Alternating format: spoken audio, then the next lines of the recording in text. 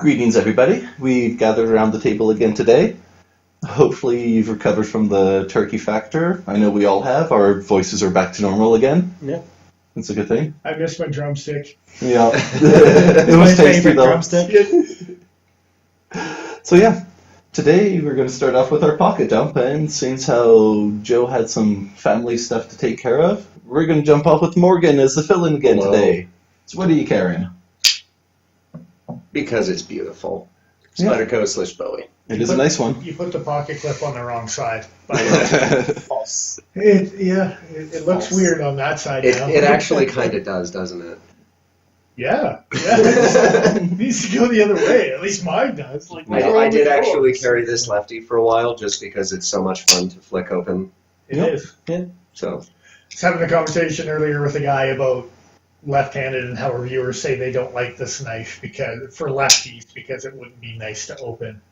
And I was like, they should probably ask lefties. Yeah.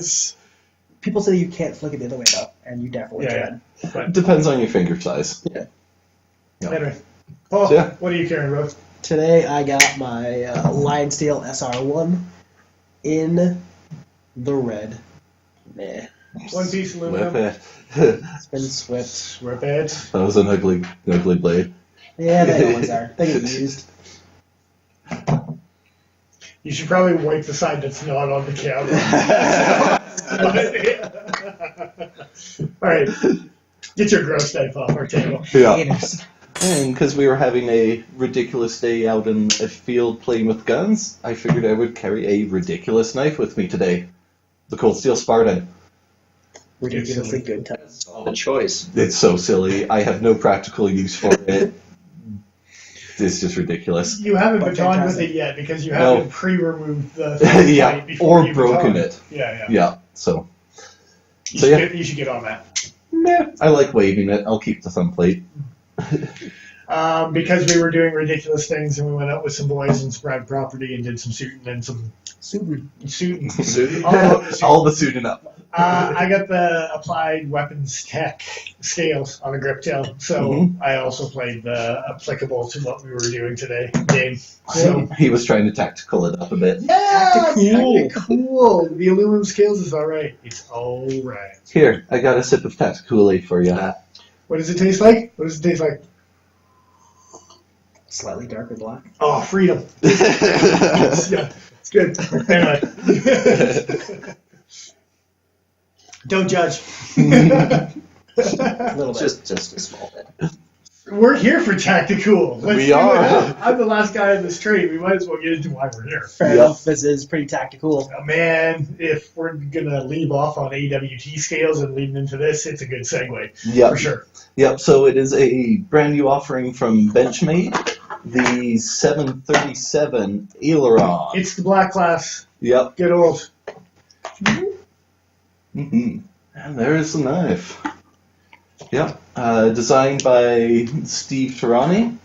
It was kind of specifically designed for airline pilots, anyone who works in the airline service industry, whether it's just cargo, Air Force, civilian work, as a last-minute self-defense sort of thing, protect your cockpit, make sure no one steals the plane. You have to protect your cockpit. Man, that's the first thing they teach you in flight school. Protect the cockpit. Yeah. That stuff's your private business. You got to keep your cockpit to yourself.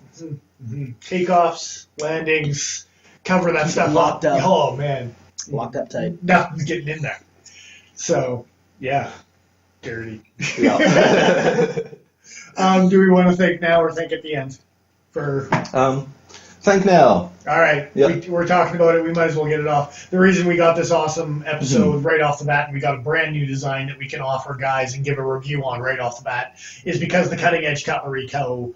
donated this knife, so Thank you we again. could do the review. Yeah. And they're just awesome with letting us have stuff to review. It So was muchly appreciated. we love getting to play with new stuff, and we got to play with some new stuff, and we get to say what we think about it now. So yeah, It was thanks, good. Cutting Edge. All right. Yep. Boom. Oh, let's get in there. Focus. Focus. Yep. Get in there. Traction on the knife. That's the main thing we're looking at right there. Yep, so there's laser etched in grip points along the spine of the blade there. Intention, or Steve Tarani's intention for that is so you can grip the blade and position your hand into a proper grip all at the same time and do the opening it like that. Yes, that is the intention behind it. So yeah, it's all about the thumb on the spine Mm-hmm. for And this guy. airplanes. Yeah, so his Airplanes. intention, gripping the blade so you can do the opening and positioning yourself with the thumb on the spine so you've got good control. And yes, we were talking earlier. I don't know if it was spliced in for pilots. Yeah. In particular. And the one thing when I said when I heard about this technique, and Benchmade does have a great video up on YouTube as well. Go onto Benchmade's website and check out Steve Tarani himself talking about it, and he's got a bunch of stances, and it's like an 8 or 9 minute video that's worth checking out to understand a little bit more about the knife, For sure. right? But the one thing I could say is in a cockpit situation, you might be in a narrow enough situation where literally putting the knife in front of you first and getting it out there is going to back down or at least make someone hesitate about coming closer. Mm-hmm. Yeah. Instead of the traditional having the knife back, slotting away, and using it to get back on to defend yourself as well, having it as the in front of you, slowing someone down, backing them down, you're only in a space this big. Getting that knife between you in a close-up situation might not be a bad idea. Does make sense. Same kind of idea as like you'll see guys in boxing that'll jab.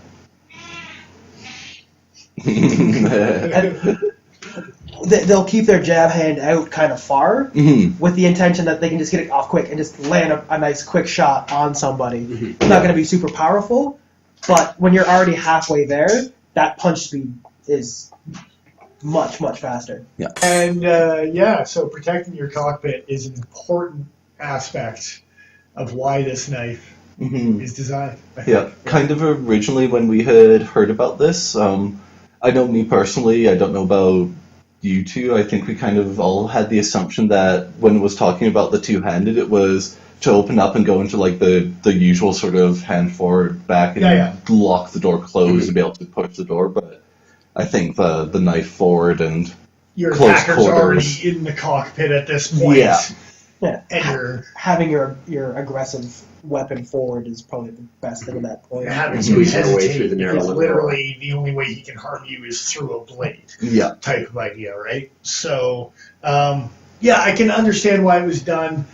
The traction just seems like so much of an overkill type of Unnecessary, thing yeah. for a large majority of the population that's probably going to be buying this. And yes, airline, Air Force, whatever pilots are lots of them do need to protect themselves in a situation, but there's going to be a lot of civilians buying this knife as well. Mhm. And I think personally the traction might be the cons outweigh the pros Yeah. as far as a utilitarian type of use goes. It is going to pick up tape like crazy. Yeah. EDZ kind of. The cleaning aspect Yeah. is going to be a little bit tricky. Now, initially, when I saw the first photographs of this, I actually thought that might have been milling, Mhm. and that would have been, interesting, but Yeah. even worse for a link collection. Yeah, no, it's just kind of laser etched in there. It's got a very subtle kind of sandpaper feel Yeah. to it Just almost. call it what it is. It's like a skate tape, a Yeah. grip tape, Yeah. Like a type super of- fine skate tape. but Yeah. it's actually etched right onto the blade with that Mhm. grippiness, right? So That's it. Sorry. There is enough blade exposed in this knife, though, that you don't need extra. Yeah. There's Yeah. so much that you can grab onto to pop it open. That Yeah, the only main defense or reason I can see behind it and going for the army application of it is if you've got gloves on, Mhm.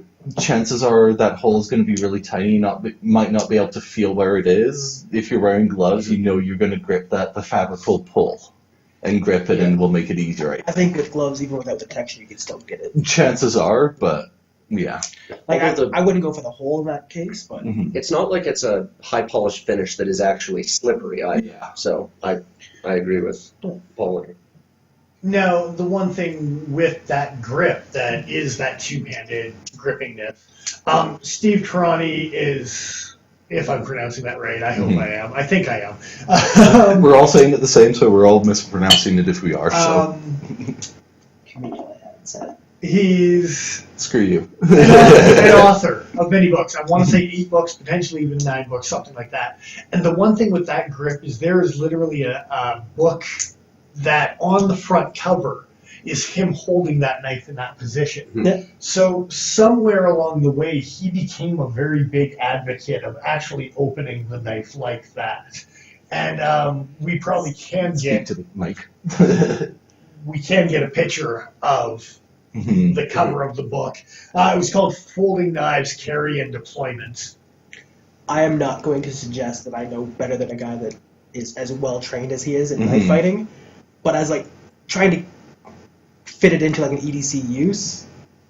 Yeah. And honestly, that's not what it was intended for. No. But there's going to be a lot of people out there, honestly, that's going to be in the civilian community that's going to be picking it up. Now, on the pro side, for me at least, handle comfort, it's a very effective handle, right? And for me, handle comfort is so horrible. That is like very, very awkward 3-fingered grip for me. It is just a complete no in all sorts of ways. It's Paul and I, Yeah, Yeah. that's perfect for me. Paul and I have the slightly smaller hands of the group here, and it does fit quite naturally. With gloves on, I think I'd be a little bit closer to the pinky getting stabbed at the corner there, but it does fit my ungloved hand quite well. I'll be interested to see what like the aftermarket community does with this, and Yeah. if they remove it or in some way or something like that to see if there's for more an any mods EDC done kind and of stuff, use. You know what I mean? Yeah, only time will tell whether that knife is worth modding or not in the first place, That's right? exactly Like it. whether it'll be accepted in as being a good design, whether, And I think there is definitely some pros, but And on the ergonomics front, I'm not sure how well this is coming across on the camera, but in addition to the spinal jimping, there's also grooves machined in here, and it's almost It's quite reminiscent of a Presidio Yeah. or with that texturing. or right? if you are holding it in a pinch grip, this is positioned perfectly. Like your thumb is not going anywhere. No.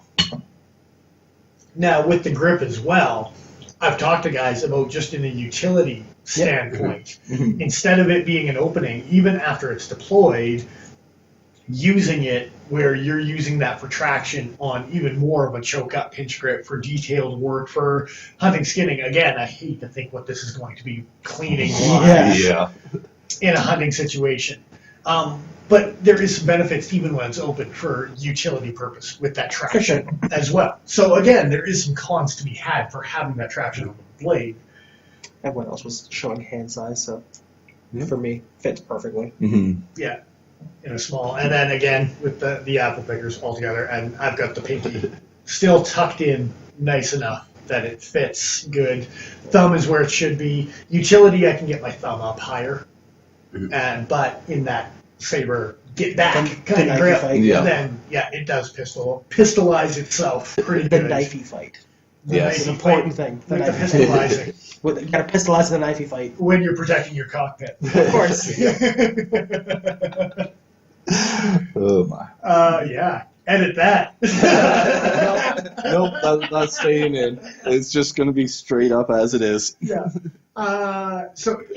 As far as Steve Tarani as well, not only author 8-9 books, but background like DOD, FBI, AFI, Jimmy. Currently he's DEA.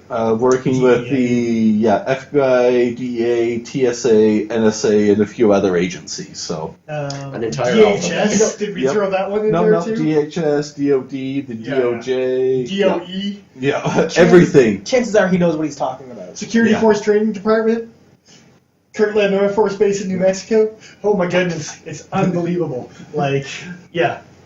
So again, as far as a guy knowing what he's talking about, this many people probably are listening for a reason, right? Mhm. So in that application, when you're protecting your cockpit. Yep. Can we talk about the cheesiness of the number on this thing? Oh Yeah. Yep. Let's definitely talk about that. It's cheesy. Oh Yeah. my goodness. Well, they went all out with the cheesiness on it because, as we've mentioned, it's designed for people pilots. in the pilots, airline industry, stuff like that. So, name of the knife is the aileron. Those are the very outside flaps on the wings, and then the model number is the 737. So, yeah, Yeah. all about. Did you get that it's about planes? Yeah. It's important that you like planes when you buy this knife. I think Boeing is probably trademarked. I just would have just called it that, right? Like, it's seriously. Yeah. Mm-hmm. So, yeah, definitely cheesy. But it's the things that I kind of like about the knife. It's the silly name and the number. So, as far as specs go, weight. 4.24 ounces. Okay. All right. So we're working with a Not bad. Schlicht Bowie, Yep. basically, Yep. as far as weight goes. Steel liners, aluminum liners, something with the liners, but they are skeletonized as well. Mhm. I want to say they're steel. So, I think yeah, so, yeah. probably with that. Using S30 in this guy. Good old S30. Yep. With some sort of Spartan-y, horsey trademark. That's Tarani. Tarani's. Yeah. Just under a 3.5 inch blade. 3.45. Okay. Get it in focus there. Yep, there's Tarani's symbol. So with 3.45, it doesn't fit into the over 3 inch that a lot of the U.S. states have, but it does fit under the 3.5 inch if there is any stipulations with that, just by a hair. But I'm wondering if guys can be dick about the sharpening choil and They're pilots. add an extra quarter. They're pilots. They're not getting searched the way we are. Let's be honest here. Yes and no. My older brother is a pilot for Western International, and he has been known to carry a Spyderco police model directly in the cockpit. Now, whether he carries that all the time, I don't know. Whether he still carries it, I don't know. But he did carry that for quite a while it was still lax, but he did say that sometimes they do get uptight even about personnel carrying that. Now, that's here in Canada. Again, U.S., they might just walk around the security booth and continue on, but... I just kind of made the assumption. Yeah. To be honest with you. You can't trust no one nowadays. So even the pilots, I wouldn't be surprised if other international pilots, other countries like that, other than the U.S., maybe have some stipulations on carry laws and things like that. Just over 8 inches long overall. Mm-hmm. Overall, 8? Overall 8.03 inches. So 4-inch handle, but grip area you're definitely reducing, which is probably why Nigel doesn't like it as much, because you could throw another 4-inch handle that didn't have as much of a guard. If it was a more neutral grip. Be able to get up in there and look like all the knives that Nigel carries looks like when I'm holding it right now, type of thing, right? That's accurate. Yeah. Or put a finger choil in. But honestly, with that finger, and I was thinking about that with this knife. Yeah, if it had a finger choil, that would be comfy, but then you'd lose. Yeah, I don't know. But even the sharpening choil, if you look at where the sharpening choil is, I was kind of thinking, because I'm a sucker for a good finger choil, I was thinking about it being a finger choil, but I think it would lose a lot of its designed application. Yeah. As an EDC blade, it'd probably be better. As a mod, I would love to see someone make that sharpening choil a straight up finger choil. Yeah. If this thing had a finger choil, it would turn into a mouse knife for me. Yeah. Just because of my hands. It's a Yojimbo. Yeah. So it's something I did actually think about when I was handling this prior to us recording. So yeah, makes sense. Deep carry clip. Deep carry only. Left or right? Yep. Only deep carry. Yeah, Because it only has the two. Yeah, Dennis noticed that it's only got 2 holes milled in. Restricts it to only Benchmade's deep carry style clip. Well, and the funny thing is a lot of Benchmades have been coming with the 3-hole, and then even the ones that are coming deep carry, the Boost, the new Griptilians with the 20 CV, they're all rocking a 3-hole variation, but then still using a deep hole pocket clip, so you can have the option. The deep hole. The deep hole pocket clip. It's especially deep hole. You got to have the pause in there. The deep hold pocket clip. This guy, I'm skipping over what you just said. It's probably for the best. This guy is deep carry only. You do not have the option to swap it, switch it back. I don't know. There's words. I guess you could put it on with only 2 screws if you were so determined. Yeah, if you were like as far as one of Benchmade's normal. Yeah, I suppose you could. But it's interesting that this is the first one that they've just made strictly a 2-hole clip. Yeah. Yep, and tip up only. It does not have a tip down option for the carry. More tactical. Mm-hmm. You gotta get it out to It's get your thumb up on for the this spine. specific You can't go tip down to get it on the spine. It doesn't work like that at all. That would be way too many motions. Tip up to get it on the spine. Yeah. Have you seen Tarani's video? I have not. You don't have enough motions as it is. You got to add another one with being tipped down. Like, sorry, the man knows his stuff, but it's just they do it in a very staggered step 1, step 2, step 3 demonstration in the video. I'm sure in a real life situation it would go a lot quicker than that. Yeah. But it's somewhat humorous when you're watching the video of this, like, okay, and now you have it, and then you're going to deploy it, and you're just like, you would have got messed up a long time ago by the time the first part of deploy your knife is holding your knife. The second part to deploy your knife is opening the knife. Like it's very staggered. Step 1, I mean, would have to be assumed. Yeah. Deploy your knife, but don't pull it out of your pocket. Well, do you know how long it takes people to get step 1 before it's just like fumbling out of their pocket and they can't even? They're like, okay, years of practice. That's why the extra grip. yeah, And that gesture actually brings us to another bizarre feature of this knife. The laser etching actually works incredibly well as a nail file. Yeah, it really does. You can Swiss Army the crap out of it. EDC. We probably suggest using it closed for safety's sake. Yeah, smart move. As you're using it as an emery board. But, and the safety first. It's also incredibly annoying to clean after you do that because it really likes to grab onto that microcloth. Yeah. Can you hear that? It's tough. So yeah, especially for cleaning, like you said, tape, things like that, it can definitely be difficult to clean this knife off, but it wasn't designed for tape at the end of the day.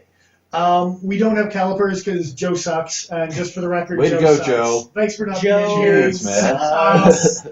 I want to say it seems like it's a little thick behind the edge.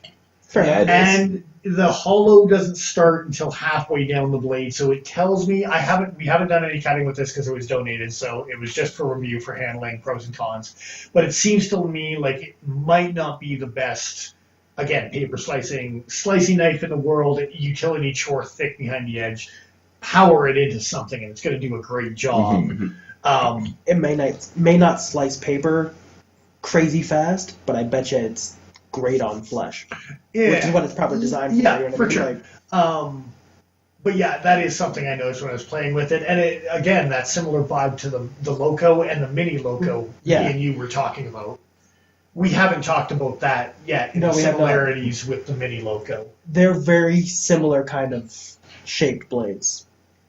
We could have a picture pop up, Mini Loco, very similar. Little more pistol grippy.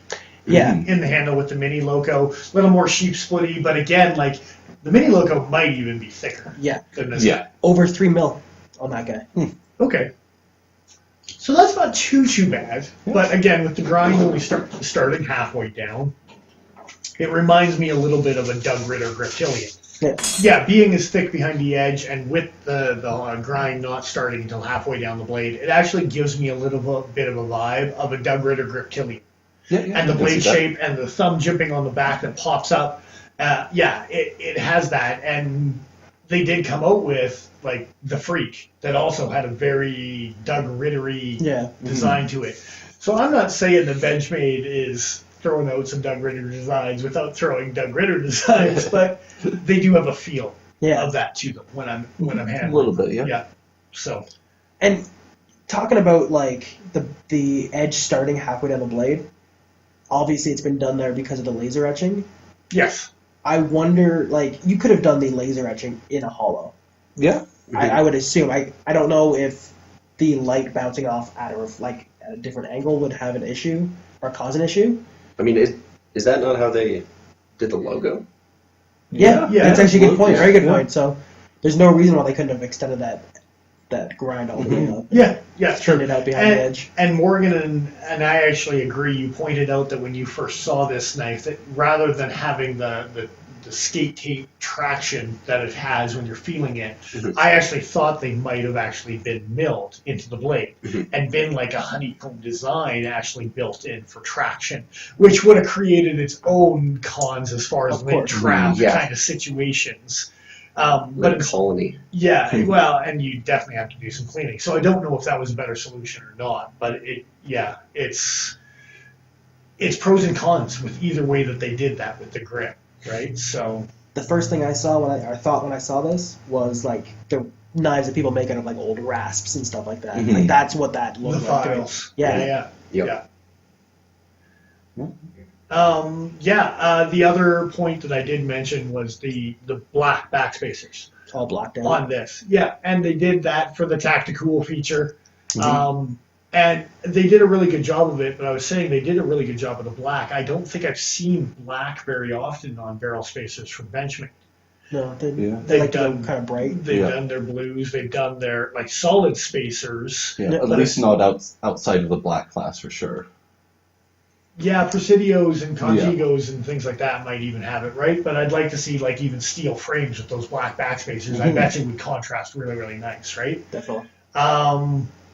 I think we were also going to dabble on the blade steel and versus price point on this night. Before we get there, we were just talking about the loco. Yes. And the one thing I forgot to mention previously, the pivot on this knife and the mini loco are almost identical. Yeah, Yeah. with the kind of triangle Yeah, shape you bet around they the are. center hole there, yeah. Yeah, so there are a lot of similarities between the two. And then on the pivot as well, we do have I believe it's a T10 on the front here. And on the other side, like from a distance, it actually looks like it would be a T10, so you might need two. But that is simply just a round pivot. I don't know if you can zoom in on that. But Like keyed female it is pivot. it is not a torque in any way. It's definitely a D. Yeah, it's like a Good. keyed. Yeah. So you only need one Allen key to undo it, but it actually threw me for a loop the first time I was trying to find one and get the smoothness of it. Yeah. And I went to go put the torque on it, and then I realized that there was only one side that you could do it. So, and I don't know if the loco is like that or not, where the offset has that little dimple in it that's a little bit deceiving about it. But it's a nice feature that you don't need two. Yeah, exactly. And Benchmade's pretty good about that, about only needing a single T10 to tighten and loosen. I do like the fact that it's not still cut like a Torx, because the paramilitary 2 is cut on the backside like a Torx. So it looks like you need to have two screwdrivers, and you don't because it's keyed. So ultimately, weird. this one is just a dead screw that doesn't do anything. That's super weird. That doesn't turn. So you're sitting there trying to get torque on from both sides, kind of thing, and you And potentially the only gonna thing you damage can your do knife. is damage this one. Yeah, That's silliness. that's what I really mean. silly. So it's nice that it's not a pivot, that you're not actually going to put a screwdriver in. You Yeah. can try and turn it. So yes, similarities to Loco with the pivot. I'm going to throw stuff around. Simmer. I almost got stabbed. It was almost my turn. It was almost their turn. Everybody gets one. Yeah. S30 for this. US MSRP, $235. $235 American Expensive. for an S30V blade. With G10 and steel. So throwing out reasonably priced S30 knives right now on the market, you've got a freak for $100 less. Yeah. You've got bug outs for $100 less. You've got blurs for $100 less with S30. You've got Paul Boss stuff that you can get for $129 on a good day. Yeah. There's options within the Hunt series. Yeah. Yep. Yeah, The for code sure. for an 150, S35 is 165, yeah. 130, 140 Canadian. So big reason for this being $235. The laser etching. You're telling me you can pay an extra $75, $85 for some fancy laser etching. I just thought of an idea as to why it might be so expensive. Pilots make a fairly good amount of money. They do okay for themselves. That's what I'm saying. And even, So- yeah, There might be opulence built into it. priced accordingly to the market that would pay money for it. Potentially. Well, it's a Benchmade. Of course, there's opulence built into There's- it. yeah. You pay the butterfly tax. You are paying a butterfly tax, yes. But yeah, that's a hard pill to swallow. Mhm. And I'm just wondering what kind of royalty Steve Tarani is getting off of that $235. And not to be this, like, giant knife nerd, designer nerd, whatever, but you're taking a guy who designed knives from 5'11", is where he's most reputable for his knife designs. Yeah. Which 511 have their own pros and cons, but their knife designs and even their knife construction are not necessarily one of the biggest pros in the knife world. Fair enough. Gear, things like that. Yeah, 511, there's other things I can recommend. 511 knives are not necessarily the first brand I would recommend in the knife food chain. No. And that's who Steve Tarani has his name semi-connected to right now in the knife world. Fair enough. So how much money am I paying a royalty to steal a knife designer from 511 Knives to come design a Benchmade knife for me? To be fair, though, he might have made a very nice design that was then built to substandard quality control or something like that. Yes, and this is completely true. Like the karambit in hand that he even makes for 511 is not bad until you try to close it, and it's the worst liner lock you've ever played with in your life. Yeah. That's it. I'm just glad he got on with Benchmade instead of Spyderco, because their royalty fees and stuff are just kind of crazy lately, it seems. Yeah, Spyderco's royalties, you'll pay $500 for, Sinkovich. They stole Sinkovich from ZT, and he came out with the Drunken. But the price point on the Drunken is absolutely crazy, because they did some sand-wavy Japanese... Well, I'm even thinking of something in like a similar category as the Tazola, the Starmate. But that was a comeback from an old series. Yeah. So they could get a whole bunch of old boys that were really, really dedicated to the Starmate. That's fair The enough. original model of the Starmate was like C41, C something. I could bing a C number as far as what the Starmate was. Yeah, you can bing a C You're number. a C number. Yeah, and by that I mean I can reach the C note. Anyway, it's when you're being C noted. I'm going to see you next Tuesday. So Bob Tazola, because he had the notoriety of the original design, I think it's why he could get away with that price point. Yeah. Peter Carey is the one that comes to my mind on paying an exorbitant royalty for a Firefly or a Rubicon or a Magnitude from Spyderco. Mhm. Yeah, I mean, even the PPT is not exactly a cheap knife. Like but you got Sprint three boys Of course you on do. their names, and it's still less. And that one was a sprint run that you have. Yeah, Well, that was part of the cost on And that it's guy. still less than Peter Rosante, Nirvana, or Paisan, or Yeah, so as far as like the extra cost based on royalties and getting the design from designers, it's a little bit with this guy, but it's not as bad as it could be. Yeah. And if you guys were around for 2 weeks ago when we were having the Cleaver episode, it does pass my personal bar of having a bubble blower. Yeah. So Tactical bubble blower. Yeah. Thank you very tactical much. bubbles, hashtag tactical bubbles for sure. So it does meet my recommendation for that as well. So Cleaver approved. That's, I need to get that on video. Yeah. oh, we'll do it. It'll be an Instagram It'll story for happen. sure. I think that's what we can say about this knife. It's Mhm. comfy in hand. I think chore knife would be good. There's- to use. Yeah. Depending on who you're talking to. Yeah, depending on who you're talking to, comfy in hand, yes. One more aspect that we forgot to mention earlier, it is on phosphor bronze washers. Oh, Yes. and that's pretty standard for venting. And that should be exactly what it is for a black class. Like Mhm. reptilians are phosphor bronze. That's exactly like it's just become the norm for them. Mhm. Even though it's a qualm with a whole bunch of other companies, they have that on lockdown pretty much. So. I wouldn't want my tactical knife to be ball bearing, I don't think. Mhm. You know what I mean? Pros and cons. Yeah. Pros and cons. Yeah. Like skate tape on the ring. Pros and cons. So yeah. All right, guys. Yep, that's pretty much all that we've had to say about this guy then, I guess. Gonna close it out here. Yeah. Final conclusion on It's, this guy. It's an interesting design that just has some weird choices on it. My final conclusion is it's a really nice knife built for medium to large hands. It's not built for large to extra large hands. Yeah. Yeah. Look for a large loco. Look for something else other than that. I think with large, medium, small hands, I think all of us agree.